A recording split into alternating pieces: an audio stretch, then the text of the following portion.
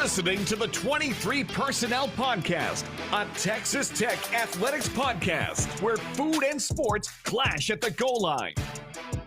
Here are your hosts, Spencer and Michael. All right, what is up, everybody? Welcome back to another episode of the 23 Personnel Podcast. I am your host, Spencer, joined by Ryan. Ryan, what's up, man? How's it going? You are looking mighty fine this evening. Ryan is joining us in place of Michael, but of course, heading into the NCAA tournament, we had to have Money Mainville on. Thanks for joining. I'd say us, but that's just me, myself, and I over here on this side because Michael, like I said, is out. He's actually going to be missing the Brooks and Dunn concert tomorrow. I saw him post about that, trying to sell his tickets. Poor Brutal. guy. Yeah, those on-campus issues. Yeah. Moving the concert. I couldn't even tell you all the nonsense that's going on, blue fires and power outages and crazy things happening on campus. The students got a couple extra days of spring break though. That's right. Happy for them. But we obviously going to talk about big dance basketball. Spring football is happening. I got nothing for that. Baseball, if I feel like talking about that for half a second, we'll get to that. But we've got I'd say 2 games, but essentially it's 3 opponents to talk about. We'll talk about the end of the Big 12 tournament, but then look ahead to Texas Tech's slate starting tomorrow, Thursday night, versus UNC Wilmington. Kind of ironically, like you played this program in baseball recently, but then assuming that you win Thursday, facing the winner of Missouri and Drake on Saturday. So we'll step back to the Big 12 tournament. Texas Tech double buys into the quarterfinals, takes on Baylor night 1. From my memory, and this is not great. So okay, obviously you win this game 76-74. You went like the final 10 minutes with like 2 field goals. And I think your final field goal came with like 7.5 to go. So there was an extended stretch there. You did not score from the field. You had some points down the stretch with some free throws, but your offense just kind of vanished. What happened there at the end of that game? And was that troubling to have that on tape going into the tournament this week? Yeah, it was a weird turnaround because obviously your offense goes red hot in that first half. You look really, really good.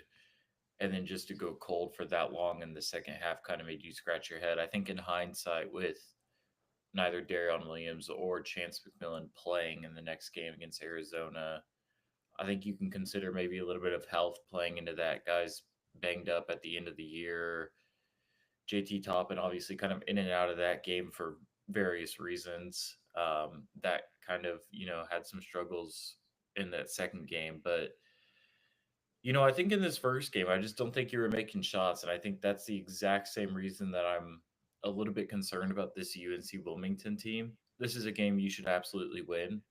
But their offense has been efficient this year. But I think you also have to zoom out and look at the whole body of work for Tech and just realize that on the season, their offense has not really been feast or famine. They've just been consistently efficient. They don't always rip off huge scoring runs like a team like Mizzou or Kentucky will, but they will consistently outpace their opponent because of their three-point shooting ability. So with me, I'm taking results over the one outlier, but yeah, it's not a good kind of final full contest to see come to an end because Baylor got a good look on that last shot. Yeah, I did not love that. I guess thinking back to the averages here, and I've said this now twice since we started talking tonight, but I think the first one was before we hit record. Law of averages, you started off so freaking hot shooting-wise that, like, okay, you probably had some regression to the mean there. it just came at like such a inopportune time that like it allowed Baylor to get back in it and obviously have a shot there to at least tie, if not win the game. There at the buzzer. I remember in the first half, I was like, man, like even as hot as you were, um, the lead you were able to build, even then, it didn't feel like that was that big of a lead. Which is wild because I think you got up to 18 points at one point. It just never felt like it was that big of a lead with the way that Baylor was able to absorb so many of those body blows and just kind of hang around, and obviously long enough to figure out something defensively to slow you down to throw off your rhythm. Um, yeah, I mean, I would have loved to have won uh, more than one game in the tournament, but I think Texas Tech was also in a position where you didn't need really either of these win. Sorry, you played in 2 games. You could have played in 3. I don't think you needed any win specifically, but um, you win the first one. You come up against Arizona for a third time this season. You mentioned that you're playing without Chance. You're playing without Darian.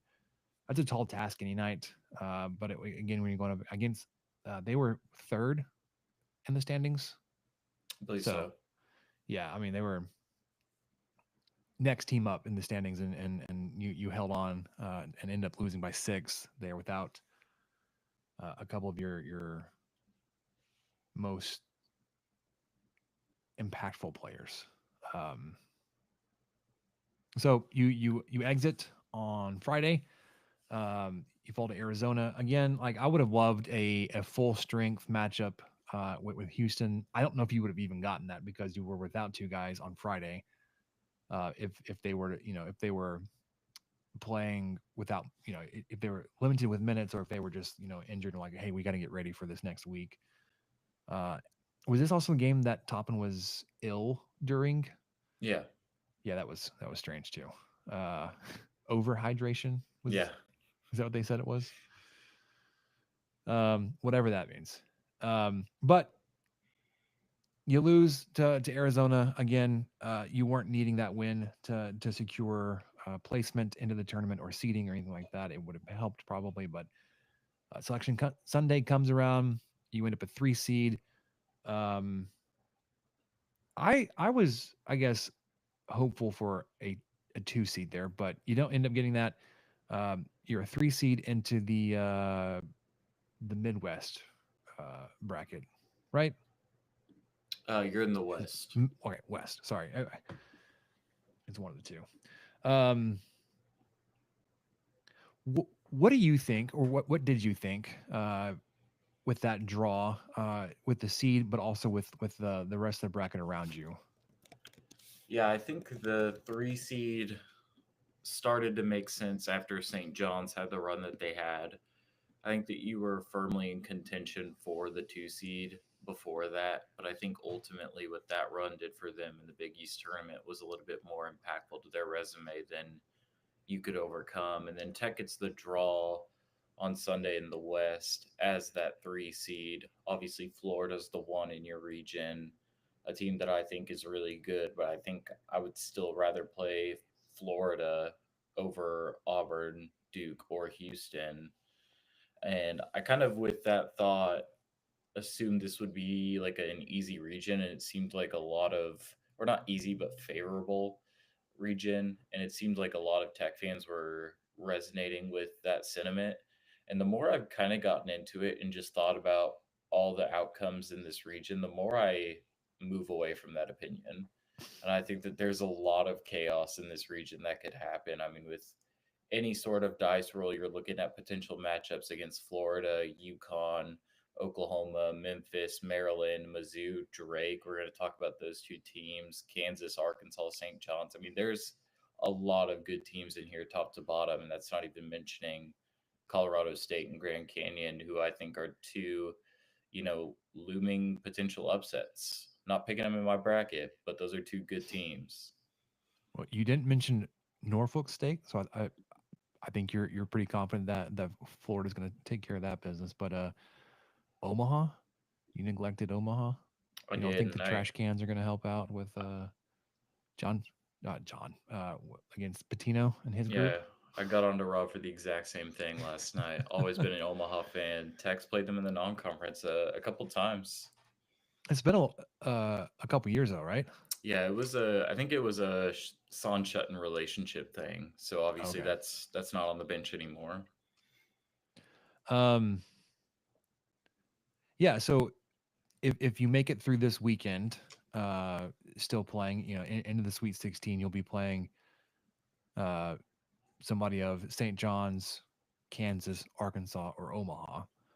Um, Omaha's probably the most unlikely of that group, just to be fair. Um, and then past the end of the Elite Eight, a Florida, Yukon, Oklahoma, Memphis, or Maryland. Um,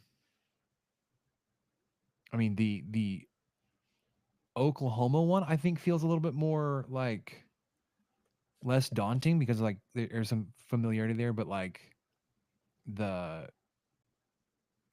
the program from Yukon, like yeah, you faced Florida and the tournament, you've defeated them before. Memphis has been like just scary good the past in recent history. Maryland has always kind of been around for a little bit. Um, so yeah, you describing like the rest of the possible matchups through this bracket is kind of dangerous. Um, Sneaky. I mean, all the above, man. It's not like a man like once you get past St. John's, like you can walk through, and I say that like that would be in the Sweet 16. So like you have one more game, but I mean like there's not like one hurdle here, and you're like, okay, our path here is paved. Um, and I think it was Kyle talking back to that run that Texas Tech went on in the 2018 where you had um the opponents you had to defeat to get to where you were was just incredibly difficult. And I don't know if anybody took them up on the homework assignment of trying to find a a tougher stretch through the tournament there, but um man, like if you were to win this bracket, like obviously as a 3 seed, you've got a lot of really talented teams picked ahead of you, that could be formidable.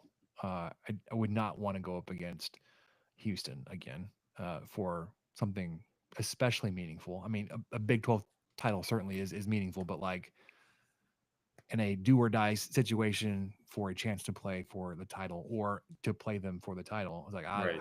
I don't want that, Yeah. man.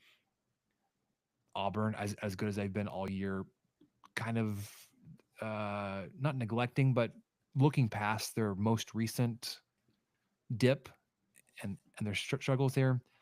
Um, Duke, I mean, I to be the best, you can beat the best, sure, but that's a couple weeks from now. I'm not ready for that yet. Um, so let's step back into tomorrow night's game, Thursday. Let's talk about UNC Wilmington.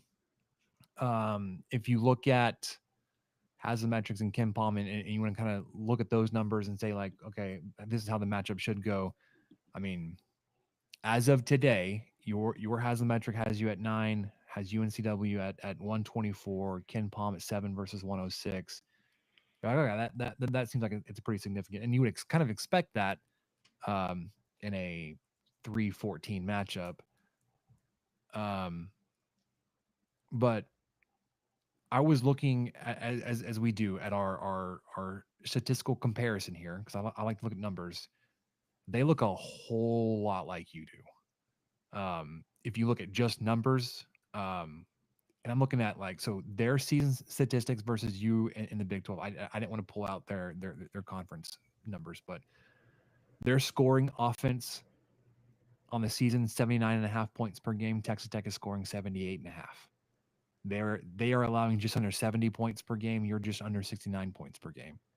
They shoot 47% from the field. You shoot 45. They shoot their defense hold teams to 43%.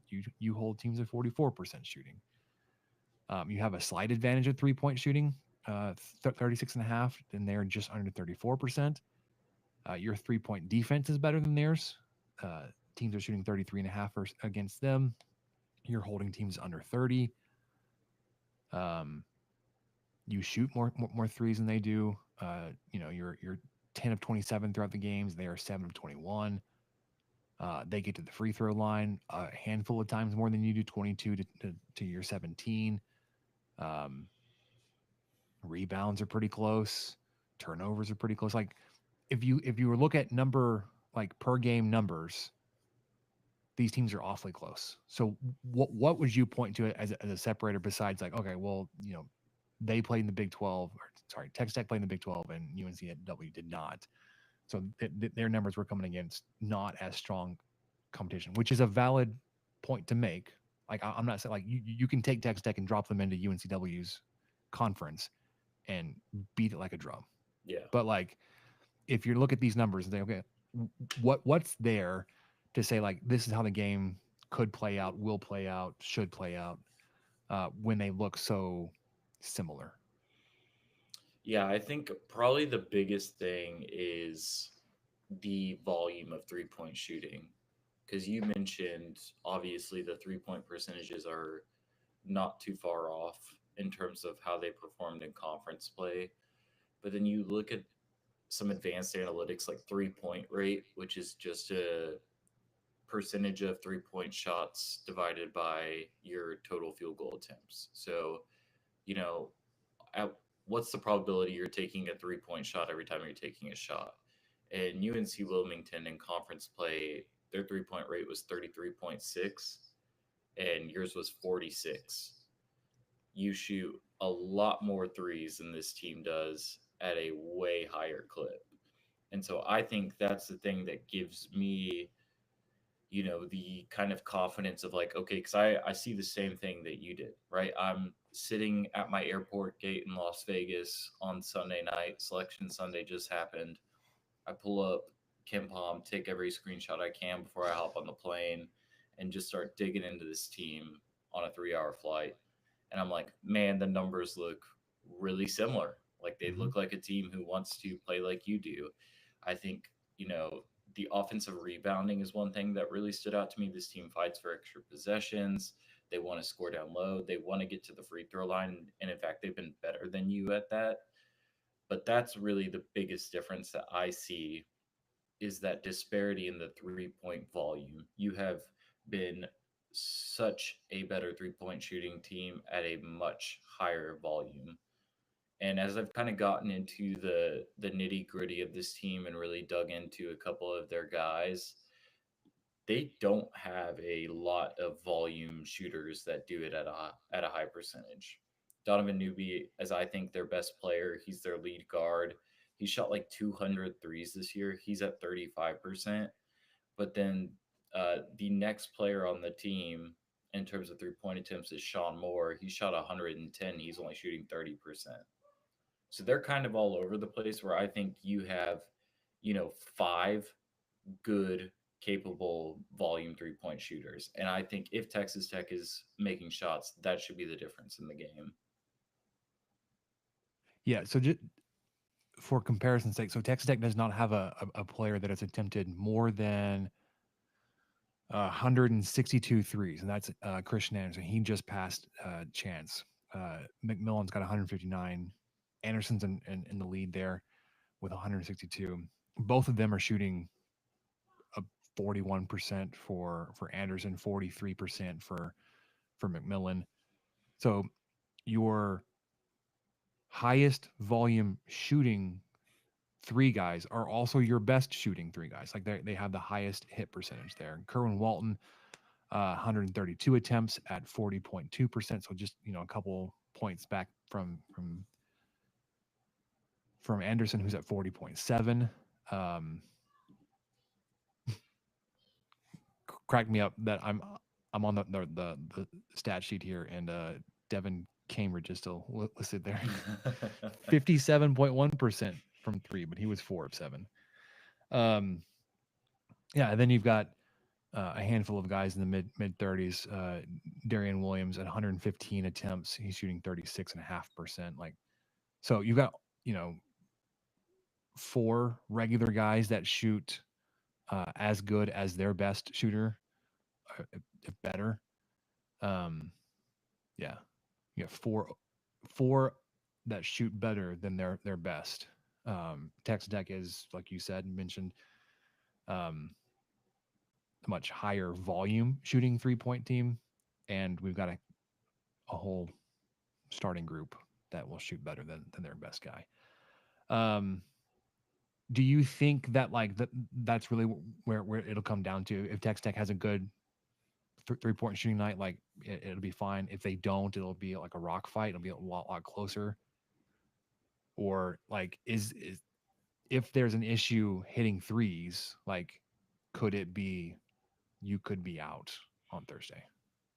I think for that to happen, Toppin also has to be really off. And that's the kind of flip side that also concerns me about this UNC Wilmington team is because they have 2 good bigs that they essentially split in terms of minutes in the game. They each play about 50% of the available minutes. It's Kamari McGriff and Harlan Obioha. Obioha is the starter. He's a little bit bigger um, and more of an offensive rebounder and a defender. And then Kamari McGriff, who I mean, Donovan Newby has to be the best player on their team just because of what he's producing. But Kamari McGriff has really impressed me in the minimal amount of game film that I've been able to find on this team. But he's a top 60 player in the nation in both offensive rating and block percentage. So he's playing both ends. He's a little bit more of an agile big. He plays almost more like Toppin, whereas Obioha is more of a traditional back to the basket bruiser. But that, 2 big punch down low, I think if you don't make shots and those guys are able to affect Toppin without, forcing their defense into, a really aggressive or careless double team, that's where things could get really, really dicey. But I don't think I trust their defense enough. And I think that's the biggest breakdown. I obviously think, Texas Tech has to make shots. If they do, this should not be close. But their defense is very, very skeptical, bad on the outside, bad on the inside. They don't turn you over. You can score at a high clip on them. And when I've been watching their defense, it's a lot of what it felt like watching Texas Tech's perimeter defense early in the season, but it's just that for 40 minutes. It's just like a high ball screen will send 5 defenders below the free throw line, and there's like 3 wide open shooters on the perimeter. Just doesn't look like they have good communication or rhythm on switches, assignments. They get caught ball watching. And so that's why I think when Texas Tech is playing their best basketball, they're swinging it around the perimeter. Guys are passing up good shots for better shots. And that's why I think if you're healthy and you're making shots, you should be able to take care of business pretty easily in this one. Yeah, when you were talking about their issues defending the three, I was just like, "Ooh, this could get bad." Yeah, for them, because like what you were describing of like what they have trouble with, like the Texas Tech offense when they're doing what they're supposed to be doing, that's exactly what they're good at. They're moving the ball around. They're setting a screen and they're finding the best available shooter. Um, and if they're ball watching like that, it's going to be a handful of guys just waiting for their opportunity on that possession to put a 3 ball through the hoop, and it's just going to be. It could be bad. I don't want to like jinx anything because I mean there are jinxes. Whatever Rob says, there are jinxes, and it's not going to be me. Okay, so um, I don't love matchups with actual bigs like Obioha. Obioha. I'm not gonna have to say his name too many more times. 7 foot 280. That's a big dude. Like you may have a 7-footer on your roster, but he's probably 100 pounds lighter than Obioha is.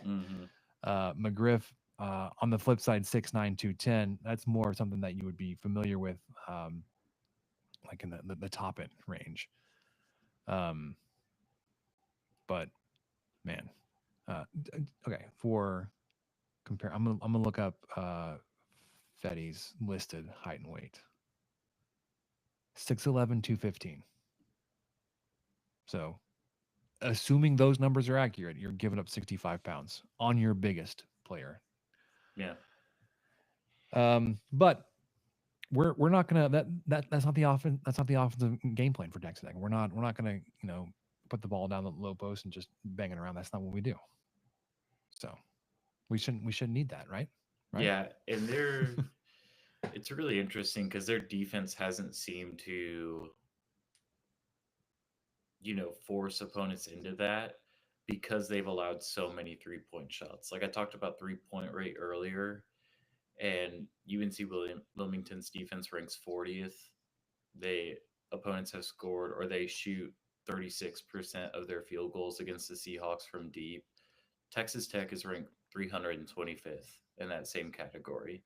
So you don't allow opponents to take threes, which means you don't allow opponents to take open threes, while UNC Wilmington opponents have been getting a lot of those. So I don't think you're going to end up in a position where you're choked and you're not finding space on the perimeter and you have to go down low, and that's not working either. I think if you are just going down low, it's probably out of design, which Jeff Linder does do a lot. He runs a lot of actions for top end, even if it's just to get him a touch to set up a screen.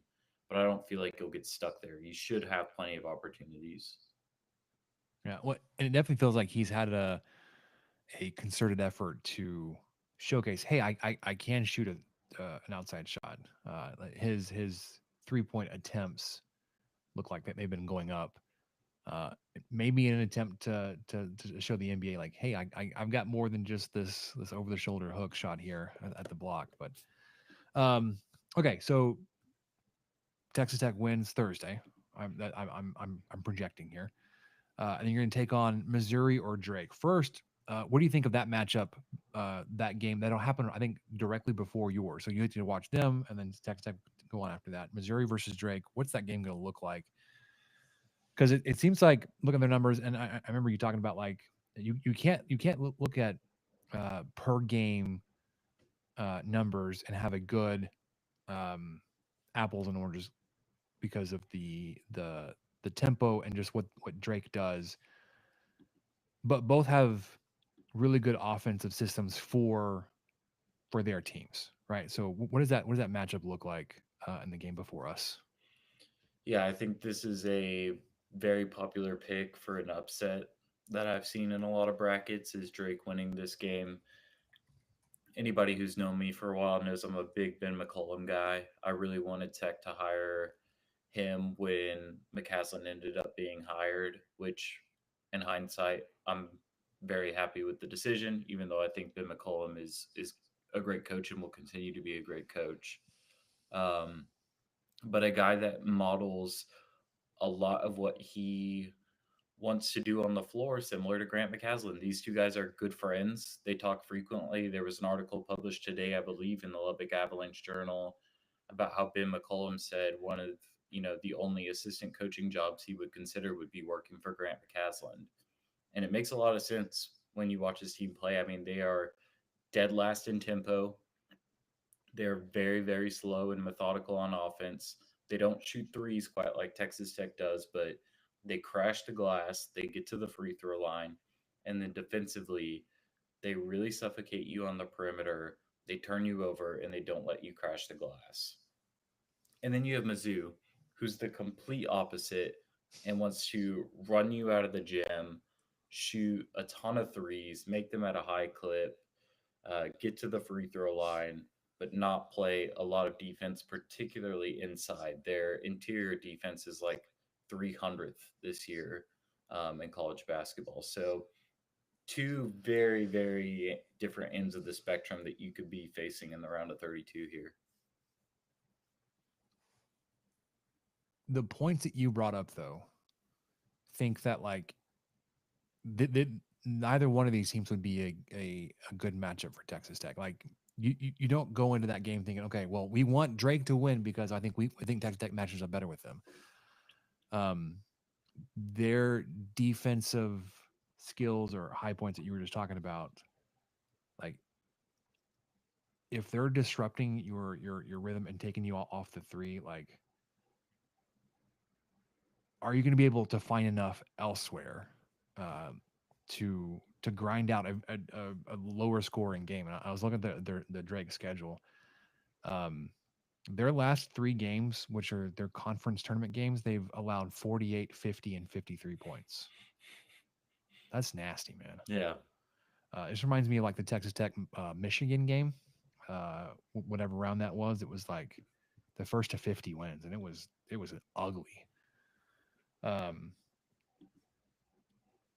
the flip side, though, like when Texas Tech, you've seen Texas Tech struggle with teams that want to run. So like matching up with Missouri would not also would not be super great. So it's like, which one would you like? Do you want Missouri to win this one? Do you want Drake to win? Like you personally, for and I guess projecting out for Texas Tech.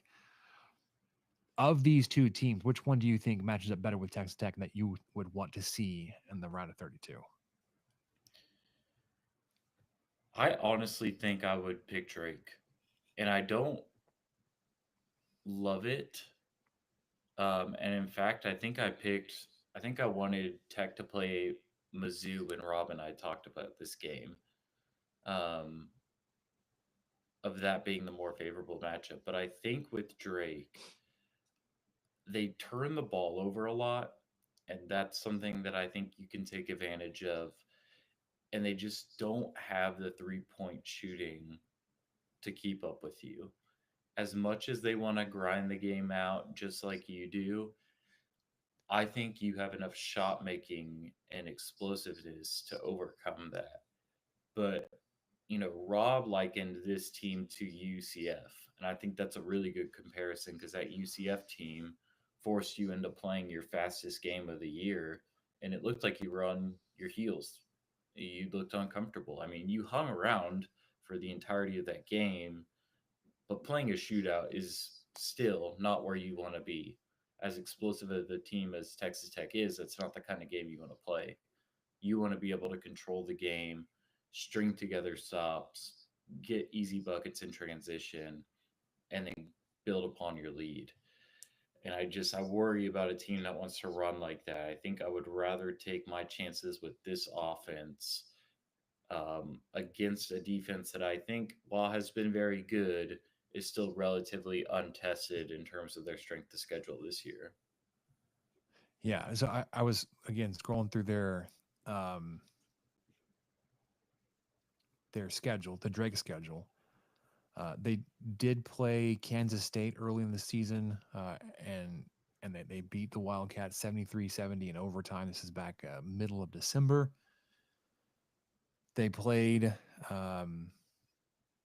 Miami and Vanderbilt in an early season tournament and beat both of them. Like they won 30 games this year, lost 3. 2 of their losses came back to back.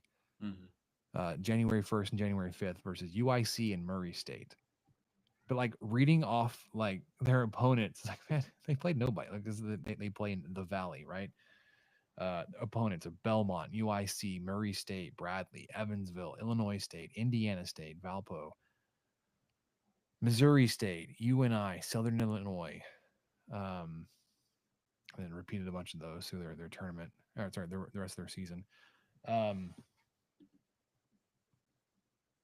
So like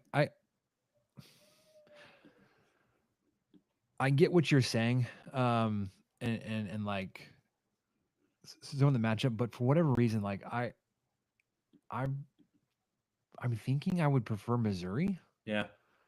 I think like against a team that doesn't want to play defense, like your offense can find a way when when met with little to no opposition.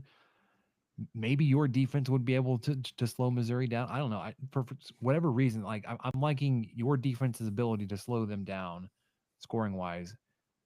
And if they don't want to play defense, like your offense is going to do what it always does. But they're also the higher rated seed and supposedly the better team. So that may just be, just bad on my part. If I did this math right, and you have to tell me, it looks like they get to the free throw line almost 30 times a game, Missouri. Yeah, they have the second best free throw rate in the country. So they're shooting one free throw to every 2 field goals that they take. That's pretty insane. So is that, I mean, one every other possession at least, Yeah.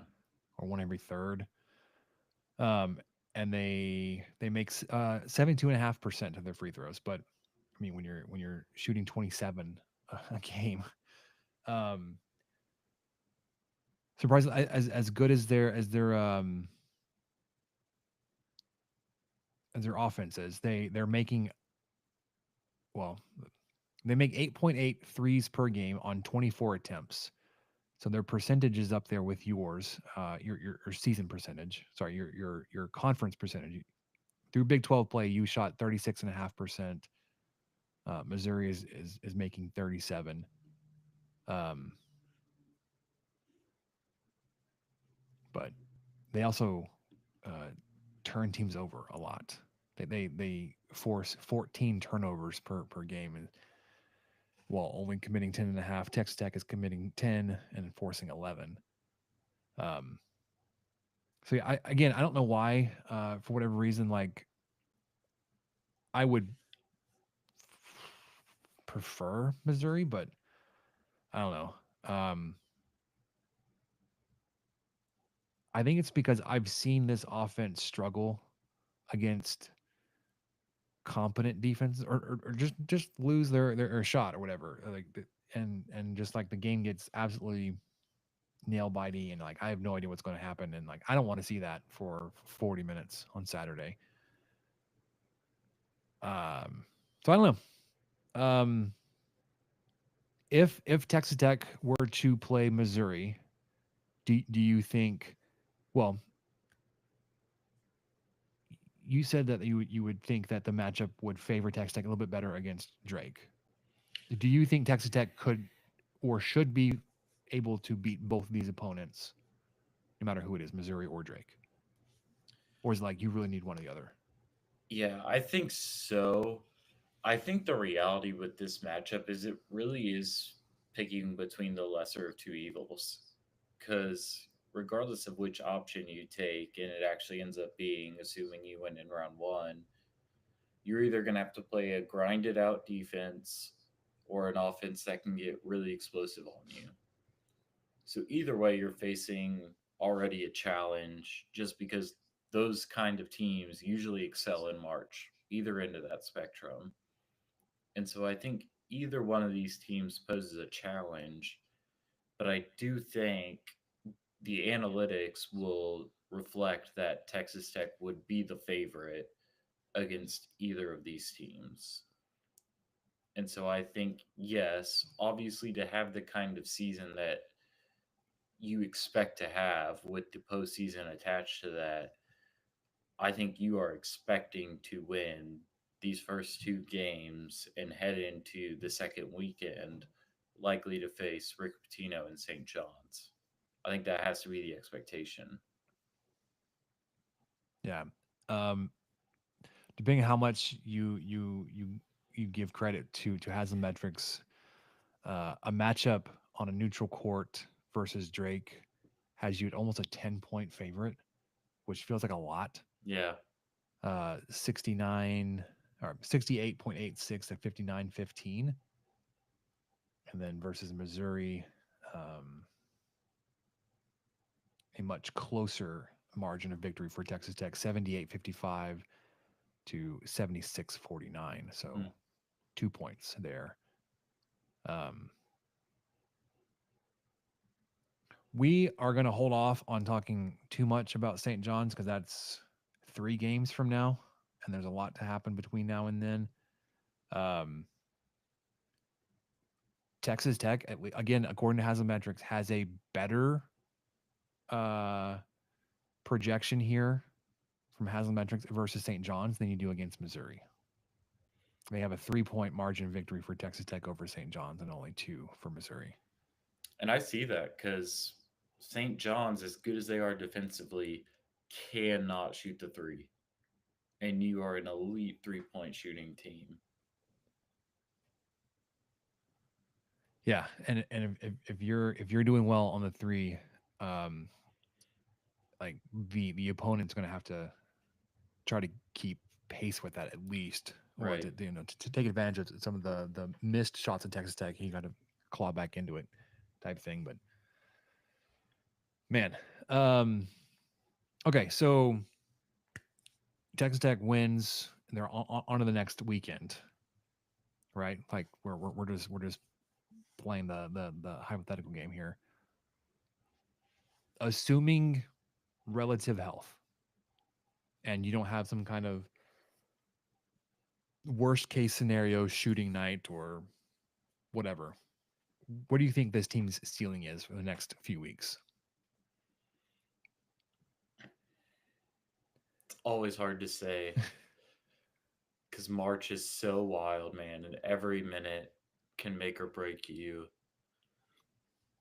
But I do think you want to at least get to that Sweet 16 game.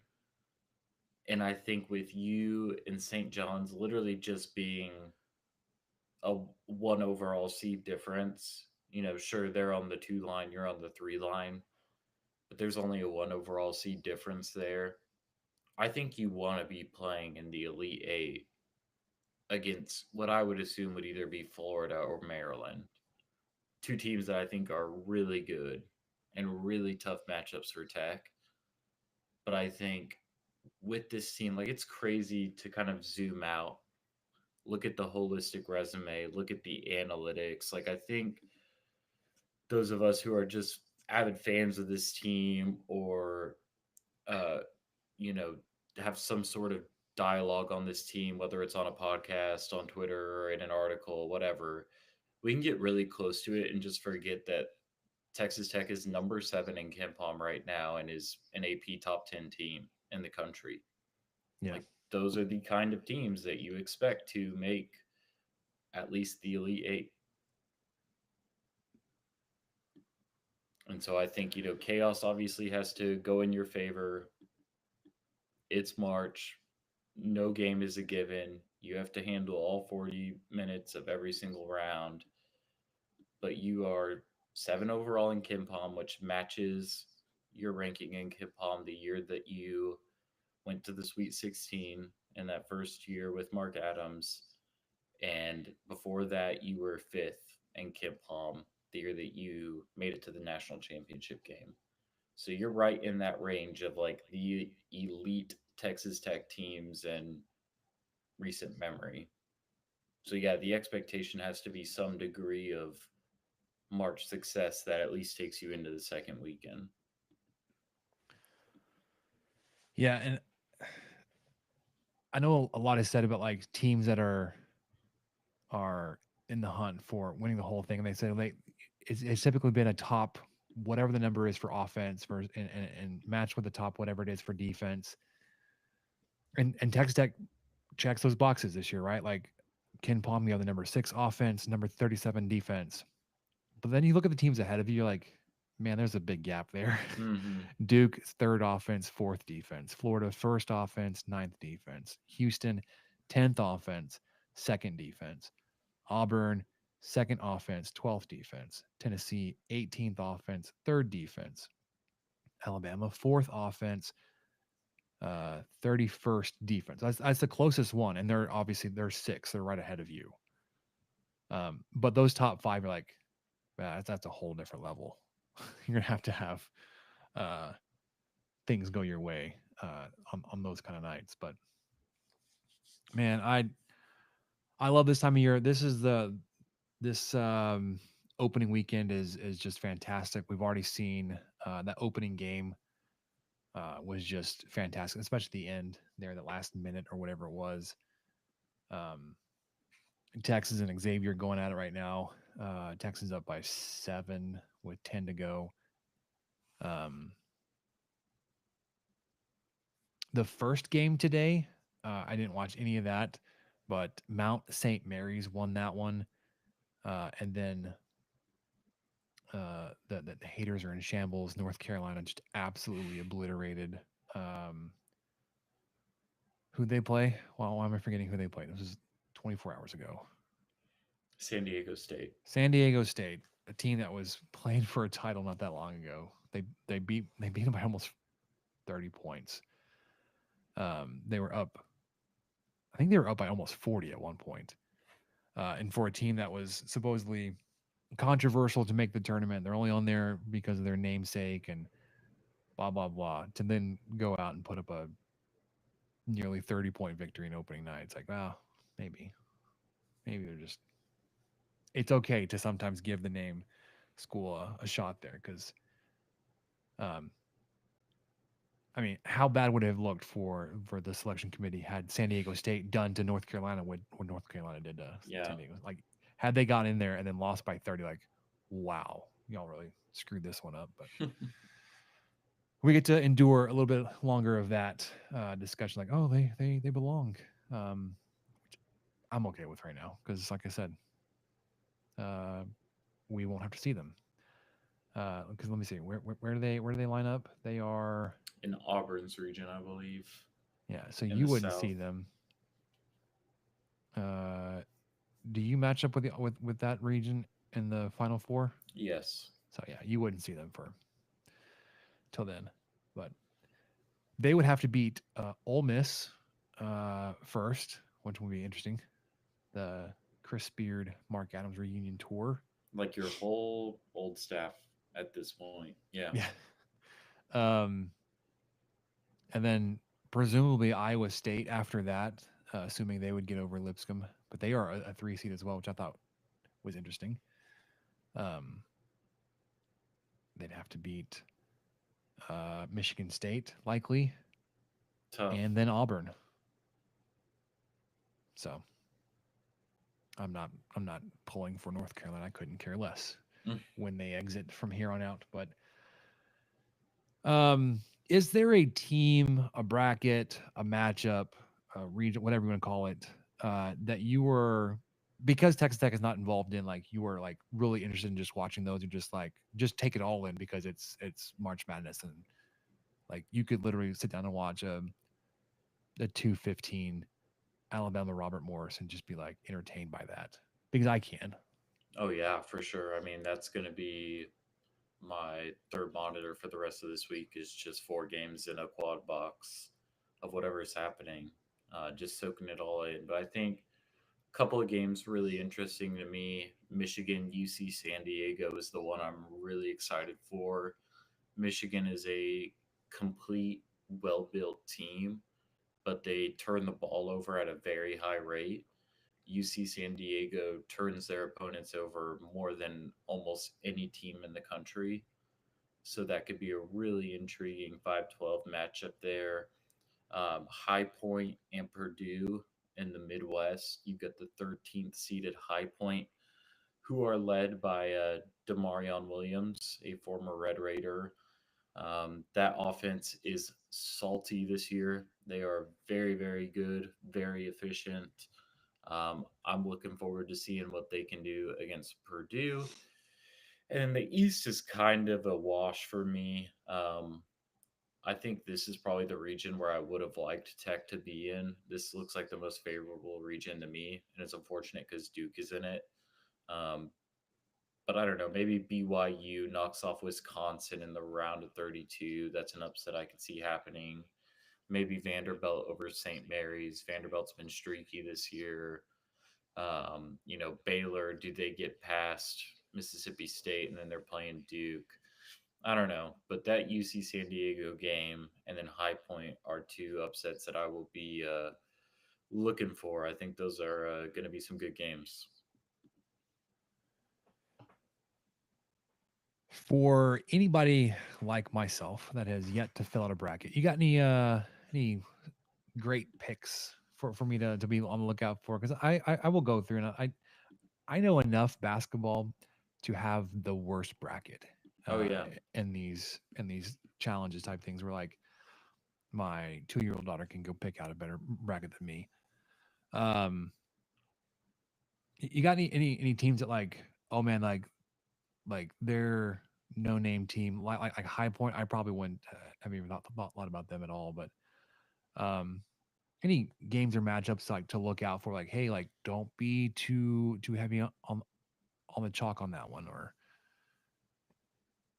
I I don't know. I have yet to fill it out. So any thoughts there for slackers and slow pokes like myself? Yeah, Colorado State, Memphis, that's in Tex region in the West. I think that's going to be a really intriguing matchup. Definitely break into the analytics for that game. Memphis is as inconsistent as any team in the country. They can be really explosive, or they will let you hang around for at least 40 minutes of a basketball game. So that's one to watch. The home of JT Toppin, the former home, I should say, of JT Toppin, New Mexico, playing Marquette. Don't know how much I trust that team, and I really don't know how much I trust Shaka Smart in March. So that's one that I would be watching as well. And then Louisville, Creighton to open the tournament tomorrow, I think is going to be an extraordinary game. Really excited for that because I think Louisville's probably going to be playing with a chip on their shoulder. They should have been seeded much higher than an 8 seed. But Creighton, I think, is a really good team that's got a nice inside out attack, good guard play, and then obviously Ryan Kalkbrenner down there in the low post. So those are some that have caught my eye, but I'm with you. I am almost always the one of the worst brackets in the pool, and it every single year just gives me the demoralizing reminder that none of us know what we're doing as I head into the off season of where I just kind of, enjoy tech football for a couple of months and then disappear. You say good guard play for Creighton. You're not talking about Isaacs, are you? I'm not because he's not playing. Oh, see, I couldn't even tell. Like, I knew he was playing. I knew he was on that team. I didn't even know he was out. Yeah, I had hip surgery earlier in the season, but I have a very, very Of course he experienced did. guard in Stephen Ashworth. I think this is like his 5th year playing college basketball, maybe 6. Dangerous. Um, so obviously be aware of the 8, 9, 7, 10, 12 fives. Okay, I will keep that in mind as I work through my own bracket. Probably tonight, maybe even tomorrow morning. We'll see how on the ball I get. But man, that's all. I like I said, I love this time of year. I don't know if I've told the story before. Back in the days when we were working in the office, we had an all team call. So all of the communications and marketing people for our system of hospitals on a call. I'm in the office with a couple of buddies. We had a game on TV, and it's like probably first game. So like I have no idea who it is. And I'm talking about the game during the meeting. Didn't realize it's off mute. And like our head boss VP's like, I think somebody needs to go on mute and stop talking basketball. I was like, oh, he's talking about me. Yeah, I was definitely. I have been so paranoid about the mute button uh, since then. This was like 2016, 2017. Let's see. Uh, Maybe it was 2018. I don't know. It was the year. So it was before. It was the year Texas Tech opened up with Northern Kentucky. Um, but it wasn't the Tech game that I was talking about. It was like one of the very first games. Um, but yeah, even before having teams and virtual meetings be the norm, I've been super careful about that mute button, man. Um, We need to just normalize March Madness in the workplace. I don't know if they still do it, but it cracked me up where like they had the boss button. You click that, it would like pull up and Yeah. wipe your screen, have like a spreadsheet up or something. That was great. Now I don't. My boss wouldn't care. Back Yeah. at like not knowing her as well as I do now, a few years ago, I probably would have been like hovering over that boss button. Now it's like, do you see this game going on right now? What's the score? So yeah, this is great. Texas and Xavier now tied 67. Xavier went a little bit of a run there. 7 minutes to go. I will talk baseball for a second. And it's just because it's there. Texas Tech on the road this past weekend, getting the opening conference opening series sweep versus Houston 3-0 down there this weekend to move to 6-11 on the season, 3-0 in Big 12 play. So you went from dead last in the standings because it was just taking your overall record to tied for first because you're perfect in conference play. Up there with Arizona and Kansas State. You did have a midweek this past Tuesday, so what would have been last night rescheduled into May because hurricane force winds decided to be showing up as they tend to do out here in this area of the world. But it's also been cracking me up to see like the satellite images of where the West Texas dust has ended up, and they show like, oh, it's in the snow in Chicago, and the sky cam footage from like Fort Worth. Like, yeah, that's what Lubbock looks like right now. You're welcome. Enjoy. Um, Absolutely hate this weather, man. I complain about it every spring. Like, if there was a weather that would make me leave Lubbock, it's this crap right now. The 70-mile-per-hour winds, the dust, the brown sky all day. I hate it, man. I hate it. But it got one of your games against New Mexico moved. Makes for an interesting midweek, the week that they scheduled it. So you'll play Tuesday versus New Mexico State, Wednesday versus New Mexico, and then home that weekend versus UCF. So you'll have 5 games in 6 days. But you went on the road, like I said, Houston. Friday night was a close affair, 4-1 victory for Texas Tech there. Saturday started off much better than the final score would indicate. You scored 11 runs in the first 3 innings. You took an 11-2 lead into the third and then gave up 6 runs in the fourth. You did add a couple more in the 6th and 9th to finish that game 13-8. So because of that 6-run inning, obviously pulled a lot closer than it was. But then Sunday, you did bounce back, scored early and often there. 3 in the first, 1 in the second, 1 in the third, 2 in the 6th. So through 6, you were up. I can do math. That is 7-1. You added 4 more in the top of the 8th to then invoke the potential to a run rule. You held Houston scoreless in the bottom of the 8th. So you do run rule them. You end the game, your weekend in Houston, 1 inning shorter than necessary. And this is the first time you've put all 3 of the facets of the baseball game together, right? Like your starting pitching is finally started to look decent. Your offense obviously putting up 28 runs over the weekend was good. Defense, you may have figured some things out moving Pompey over to short and starting Bame at third. Your infield errors seem to have come down a little bit. We'll see how that shakes out moving forward, if that's a lineup and a rotation that you will stick with. But color me hesitant to believe just yet. I wouldn't say Houston's a great baseball team, but of the teams that could help potentially get you going in the right direction, you love that. You got that under your belt. Home this weekend versus TCU.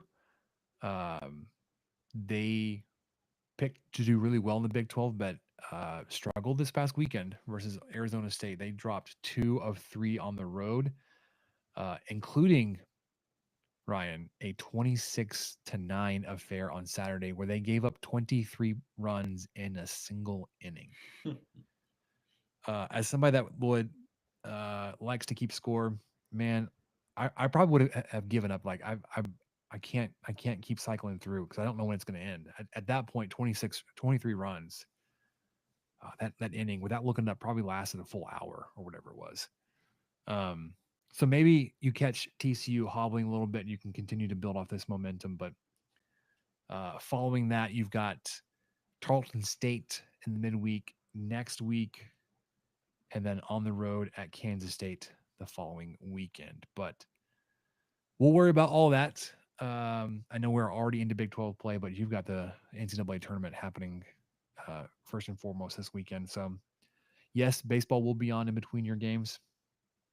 And if you're a baseball fan as I am, you'll probably find some time to turn these things on. But a 6-11 start to your season, 3-11 before this road trip to Houston, not awe-inspiring uh, beginning to the 2025 campaign.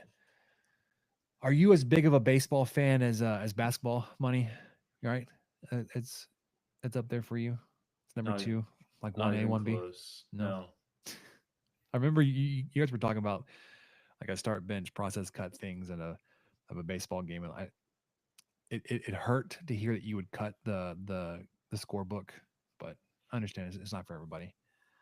But me keeping score actually got me uh, brief conversation with Matt Wells. He was attending a game, and the seat I was sitting in that game, I was on the end of the row, and he was headed up to I guess one of his seats, a box or something. And he stopped. He was like, "Hey man, you're keeping score. Like, I don't see that a whole lot of that." I was like, "Yeah, it's real cool." And blah blah blah. And not the first time I talked to him, but obviously he wouldn't have remembered any of those interactions. But um, it is a conversation starter. And if you had been somebody that would kept score, I would ask you, what's your favorite scorebook? Do you keep multiple color pens or pencils? Do you do pen? I'd show you mine. You show me yours. Have that conversation. Just kidding. I do love Um, casually going to baseball games though. Like obviously basketball's my sport. If I'm going to a sport to watch it live, I want to go watch basketball. If I'm watching a sport on TV, I want it to be basketball. Football is definitely the sport I follow the second closest, and this is for tech and beyond. But like just going to a game to like casually watch a sports game, like it's probably basketball first, hockey second, baseball third. oh man, I haven't been to a hockey match in years. I love some live hockey. Stars do a great job in arena. It's always a fun time. And then maybe it's just the childhood nostalgia of just baking at Globe Life Park on a 100-degree day, watching Josh Hamilton hit the ball into the second deck in the outfield, drinking on a frozen lemonade, I say just with getting a the worst sunburn of my life. lemon chiller. Yeah, eating ice cream out of a baseball helmet. It's just nothing better. Okay, random question for you. Um, for food or drink items that you pick up in a stadium, like fries or ice cream out of a hat or the commemorative cups, do you keep those? Do you have like a spot in your kitchen where you've got like a stack of these bowls or cups? Because I do. I have a couple of Rangers helmets that once held fries or some other side, probably ice cream or something. But do you keep those things? I do. I try not to. I will go to at least two Mavs games a season usually. That has not been the case this year, nor will it be after the absolute miscarriage of justice that they enacted. And then I'll typically go to at least a Stars game. And I'll maybe keep one cup from those games because I like to bring things with me when I go to other stadiums.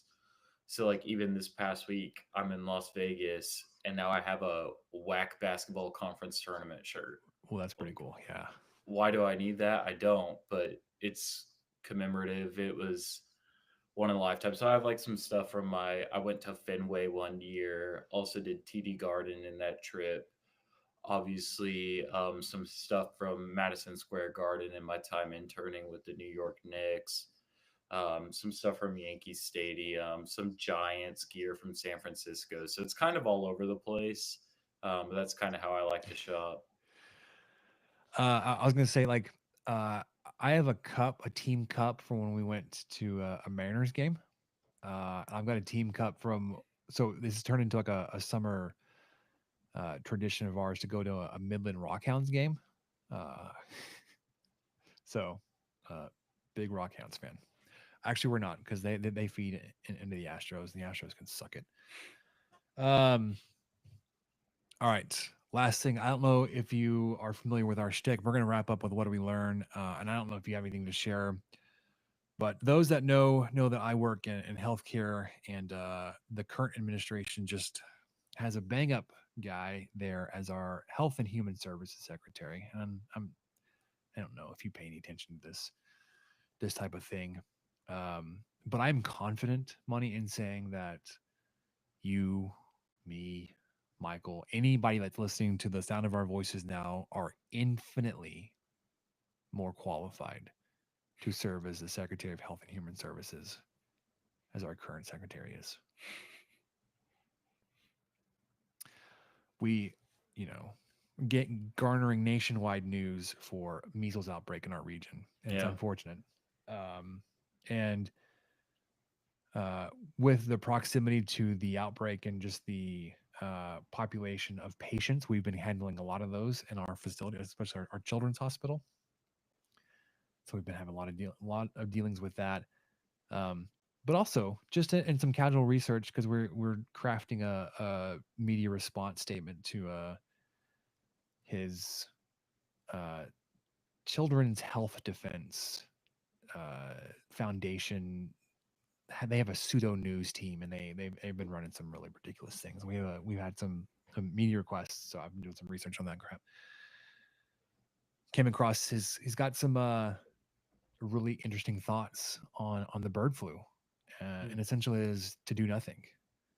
So, anyways, I just want to share that I think really any of us could be in a much better position to lead that organization than the current secretary. But do you have anything that you would like to add? I don't know if you want to wade into measles and the MMR vaccine and bird flu, or something else you want to talk about completely different from.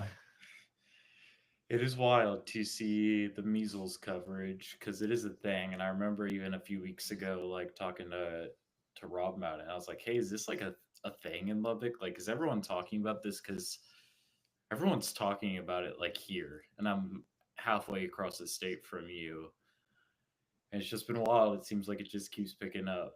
But no, I would not like to comment on measles or vaccines or anything else other than basketball because that's just what my brain does this time of year, man. I can't focus on anything else. It just consumes my mind. Like I'm sitting at lunch today trying to eat my Jersey Mike sandwich, and I'm like, I can't eat this right now because I need clean hands to be able to scroll KimPom and like look at how UC San Diego and Michigan match up against each other.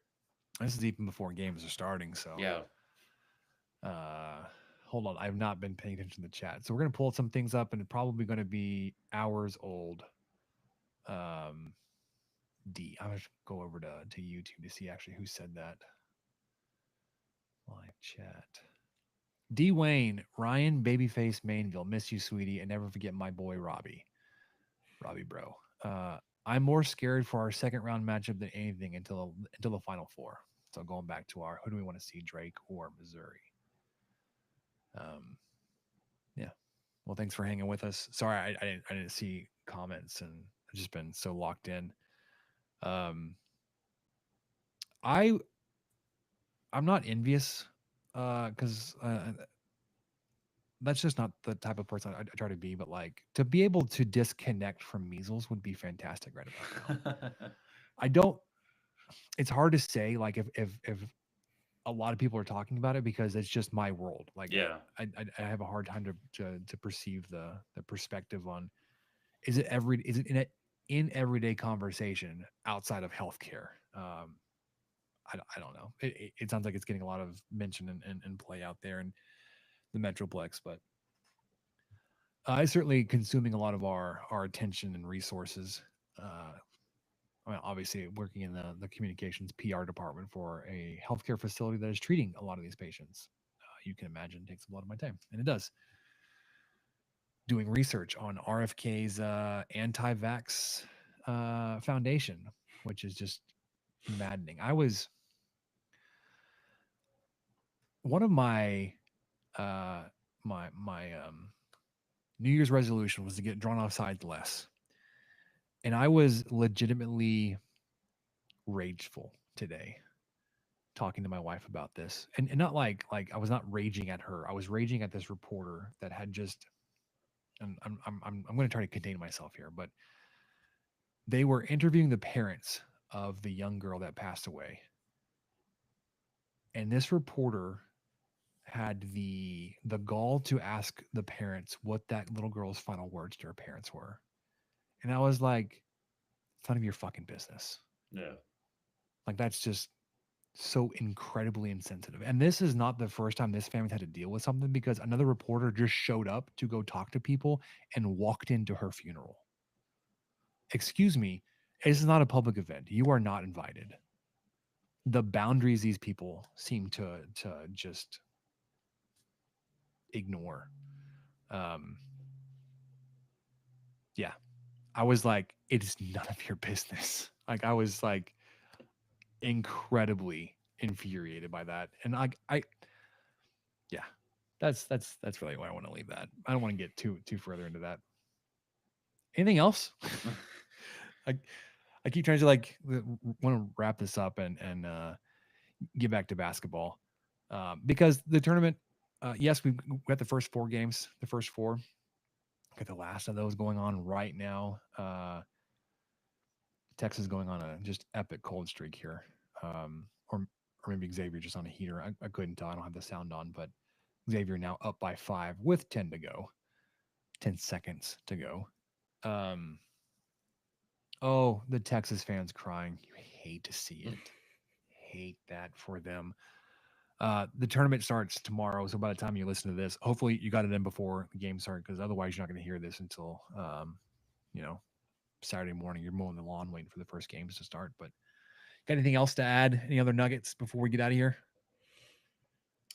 Just looking forward to this weekend and hopefully beyond. I think you've got a really intriguing first 2 matchups ahead of you, assuming you take care of business in the first one. And then obviously what is to come is the question with this team.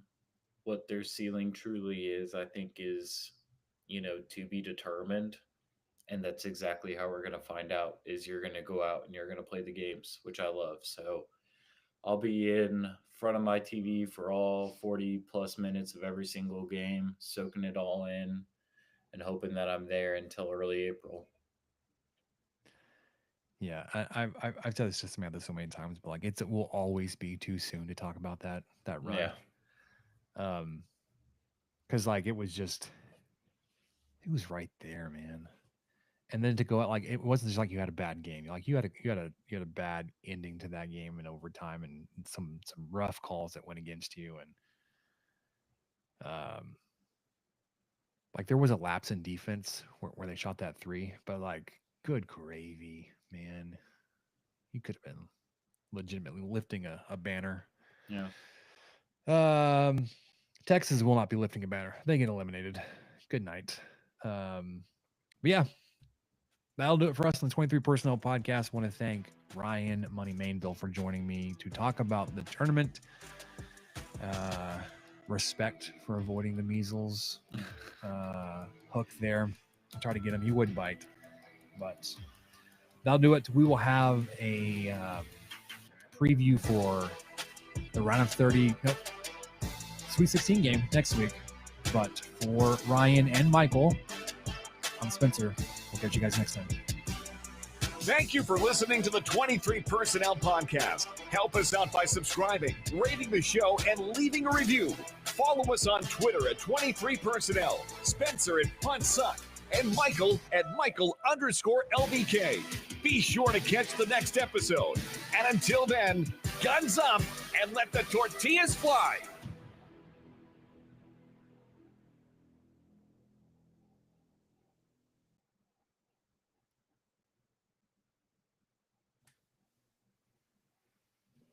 All righty.